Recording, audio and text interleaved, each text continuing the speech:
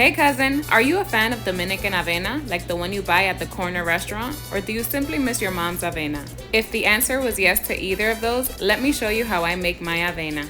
All of the ingredients are going to be listed in the caption or description bar below, but I'm going to start by adding in 1 can of evaporated milk to a pot that I have going on a medium-high flame, and then I'm going to add in 1 cup of regular milk. If it overflows, that's perfectly fine. Then I'm adding in 3 to 4 cinnamon sticks, a piece of the peel of lime. This is a very important step, don't omit it. And I'm also adding in half a teaspoon of ground cloves. I prefer to use the ground cloves because it's so much easier to manipulate the flavor. Followed by a dash of salt and a dash of ground nutmeg. A dash is 1/4 of a teaspoon. I'm going to combine all of this together and allow the milk to come to a simmer. While the milk portion is going, I'm going to work on my oatmeal. I'm going to add 1 cup of dry oats to my blender, along with 2 cups of water, and I'm going to blend this on a high setting for about 1 minute so this becomes almost liquefied. Surprised I'm using a blender and I'm not softening up the oats on the stovetop? Well, this is the quick and easy way to do it. Mom level recipes made easy, with the same exact results as our mom.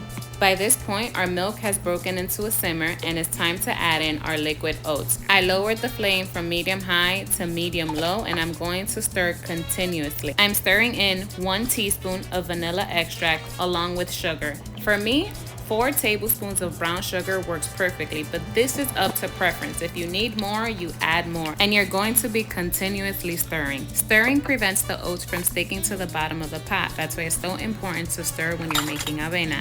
And it cooks rather quickly, especially when you blend the oats. It takes 5 minutes from when you pour in the liquid oats to when you reach that desirable thickness stage. And at this point, cousin, 5 minutes in, your traditional Dominican avena is done. But if you're a chocolate lover, let me show you how to make that one. Hello childhood. 2 tablespoons of Nesquik chocolate or any powdered chocolate is going to do the trick. All you have to do is add in 2 tablespoons of chocolate powder. Mix it really well so that all of the chocolate clumps break down. Using a whisk would have been a much more helpful tool, but we used a spoon and we got the job done anyway. The longer the avena sits on the stovetop, it's going to become thicker and thicker. For a thinner consistency, all you're going to do is add a little extra milk or water.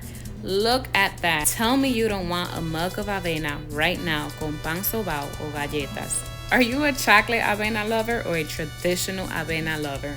I am a chocolate girl all the way and my husband goes for traditional, so I always make both.